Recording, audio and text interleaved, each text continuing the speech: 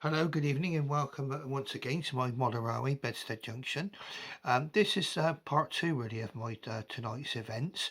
There was a short video I did earlier, which featured my Hall class, Albert Hall, and we're about to feature another locomotive, again, quite old in model railway terms. Excuse me, quite old in model railway terms. This would have probably would have been made before 1984. Well, it would have almost certainly been made before 1984 because that's when Main Line stopped making model railway locomotives. They were owned by a parent company called Palatoy. They decided to leave the model railway manufacturing business, and in fact, eventually the company that was once Mainline evolved through a company called Replica Railways, and then evolved onto a company called Bachmann, which is still with us today, and it's a Hong Kong-based company. But what you see in front of us now is a model of Lyddham Manor.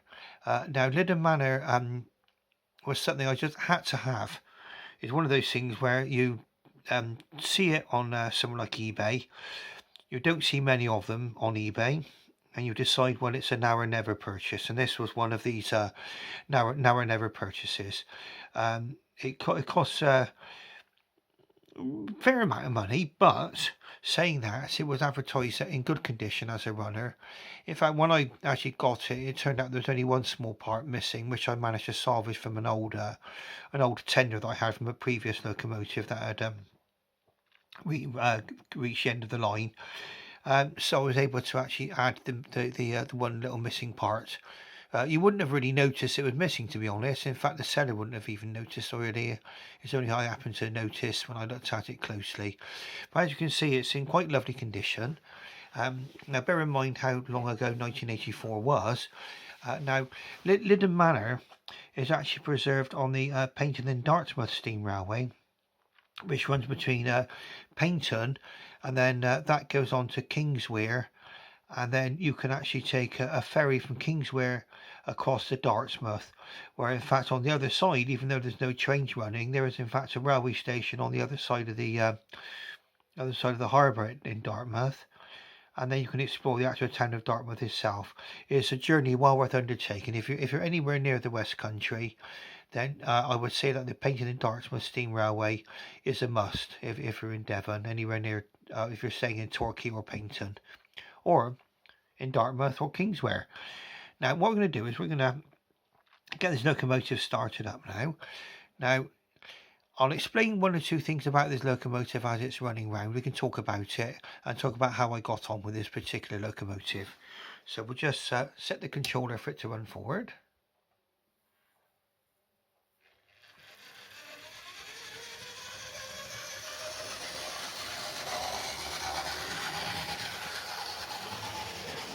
Now, something you'll probably have noticed is that, again, you're just like the Hall class.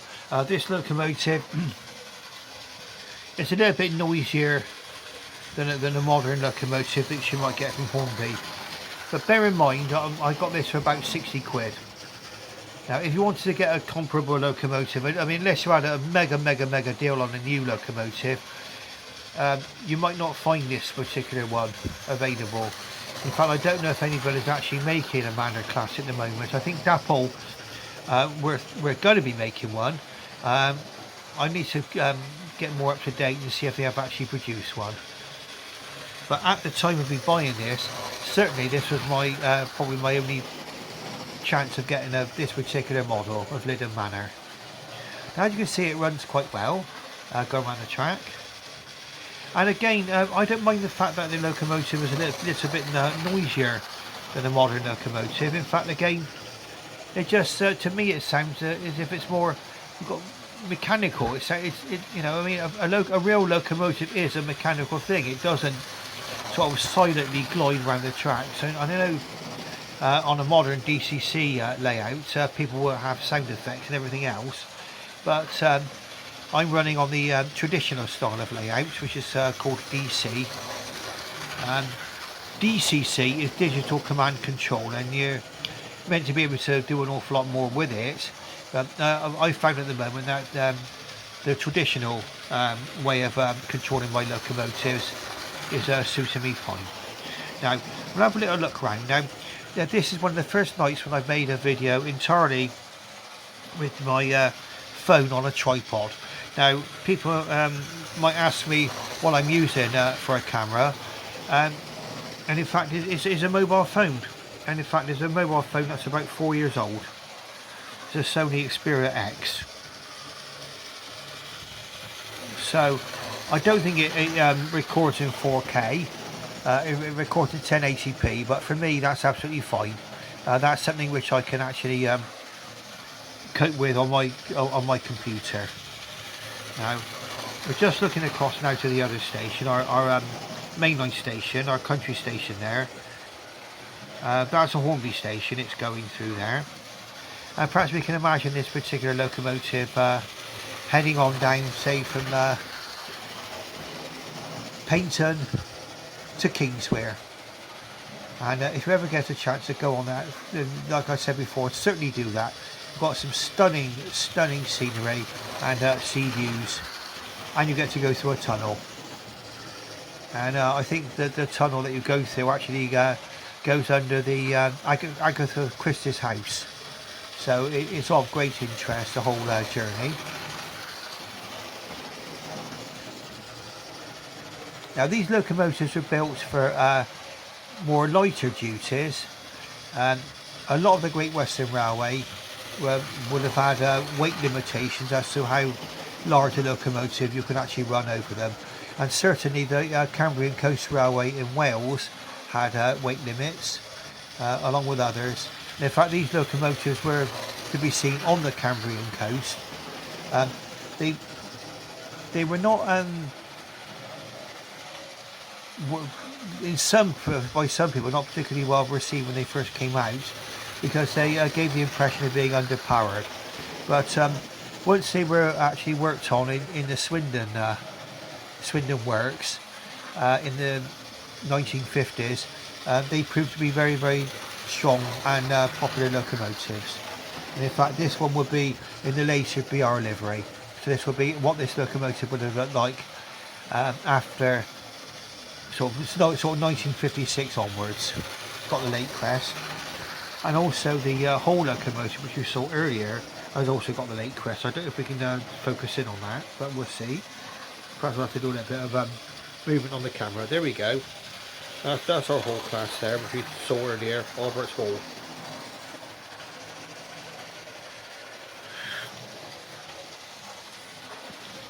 Now, you may ask what the size of this layout is, and it's actually 6 feet by 4 feet.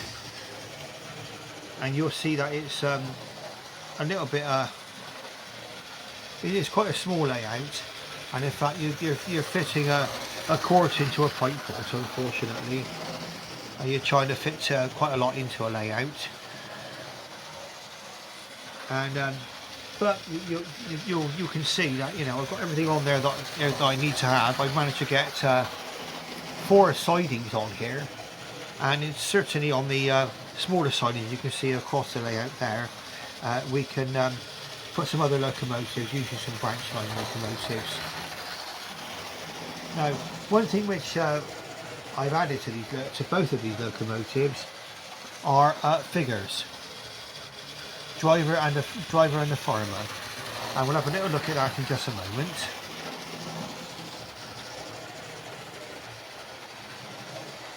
Now I think probably the tripod itself, which I've actually got this on, is actually making this a lot more steady, so I just moved it slightly then.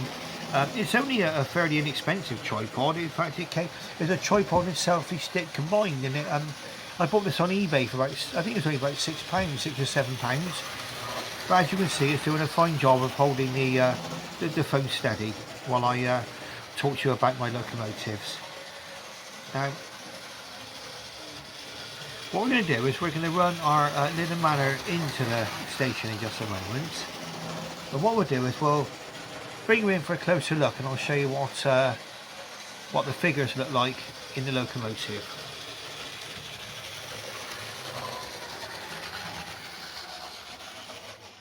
There we are. We just put it in nicely now. I'll have to move the camera and the tripod together. But there you are. You can see the driver and the fireman there in the cab.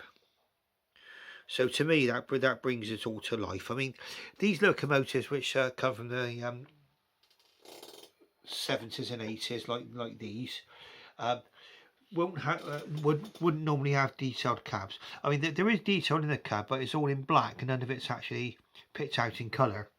So if you had a loco crew like that, so a driver and a fireman, it certainly brings the to me at least, it brings the footplate to life.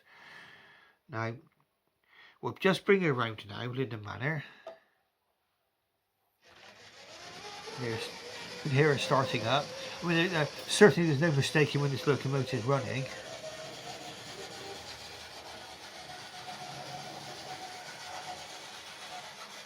And we'll just stop her up at the signal there. Now, what I probably may think of doing is putting another signal box in for the other junction, which you can see just here. Okay, that's the other junction there. But we're going to run the locomotive into the station. You can see how we do this. Now, the points which I've got on this layout are all operated by hand. If I had a more permanent layout where I could actually add wiring and everything else, then yes, I would put electronically controlled points on. But this is something which I've really got down for the lockdown. I've decided to continue with my hobby once the lockdown has been relieved, because I think this is something which I've neglected for too long. A lot of my model railway stuff, like these baseboards and a couple of the station buildings and everything else, went up in the attic quite a number of years ago, simply because the house that we're in now is a little bit small to have a layout out anywhere on a permanent basis. And in fact, you can probably tell from my name of calling this railway Bedstead Junction that yes, it is actually on my bed. You can see the headboard down there. And in fact, this will all be taken apart so that I can go to bed tonight. In fact, this is where I'll be sleeping. So it will all come down. The track all comes apart. I have to put it all back together again before another running session. I will try to one day think of a more permanent solution, but at the moment this is suiting me absolutely fine. And the the layout itself is mobile. So we're just going to change the points now, just a moment.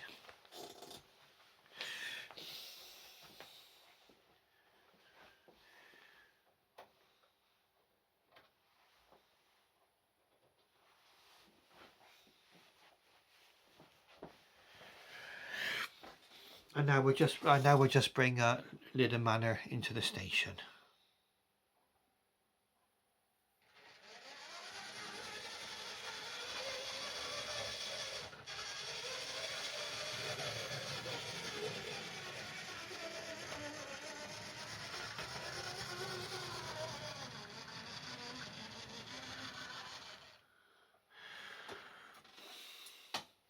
There we are. So Linden Manor came successfully over the points. Again, you're talking about a locomotive that's getting on for 40 years old.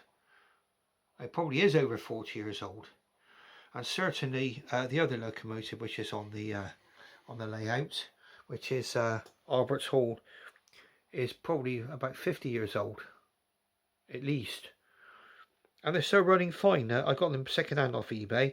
I will admit some of my locomotives I have bought second hand off eBay have been a little bit arthritic to start with, but I probably would guess that some of these locomotives have been stored for some time, and certainly wouldn't you feel a bit arthritic if you've been put in an attic for years or kept in a case for years. But there we go. It's made sure that these locomotives have been pretty well pristine when I got them. So what we're going to do is we're going to swap the trains round now, and we'll be taking Albert's Hall out onto the tracks. You can see how my little system in the station works.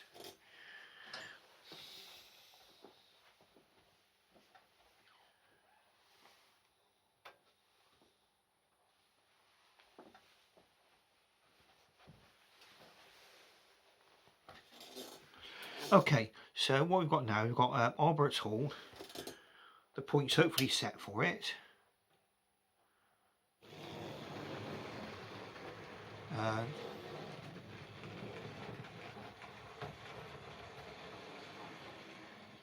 It can be a little bit, as you saw, I went over there a little bit fast.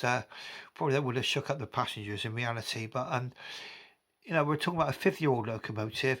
It is still a little bit stiff in some respects, I think, and but it's going over the points now. I mean, it was getting very, very sort of hesitant over the points at the moment. I must admit, I did have to drive them through the points then to stop it from stalling, but it's successfully out on the main line now and ready to go. And I'm quite enjoying these older locomotives. Now, just bear with me just a moment, and we'll just change the points back to the main line.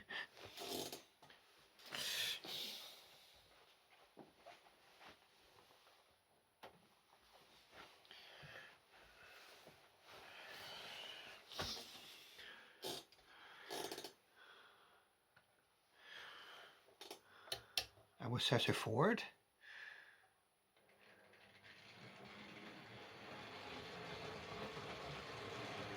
And as you can see, Albert's Hall glides over those points without any problems at all.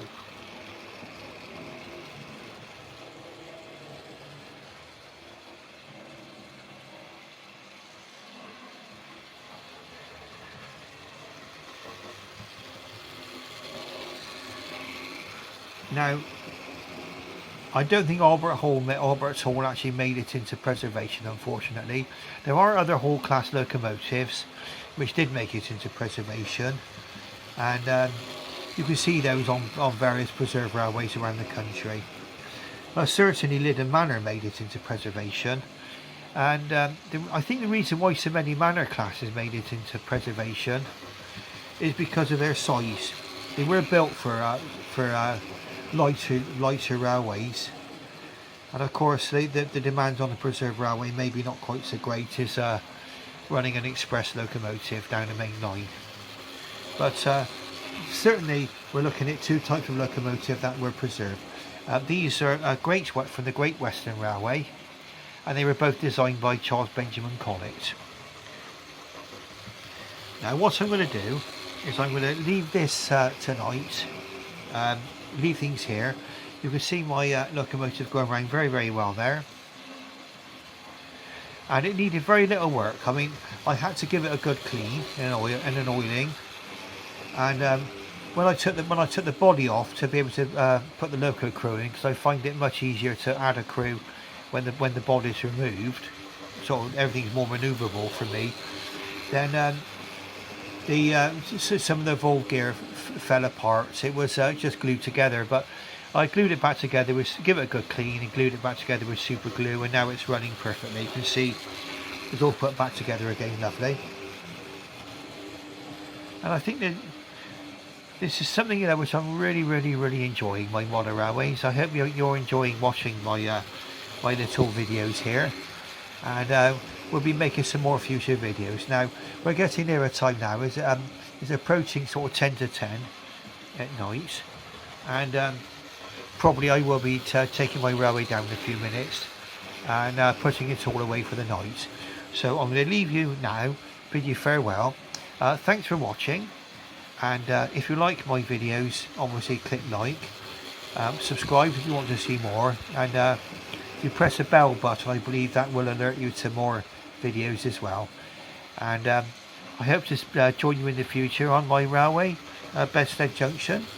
And thank you very much for watching, and good night. Thank you very much.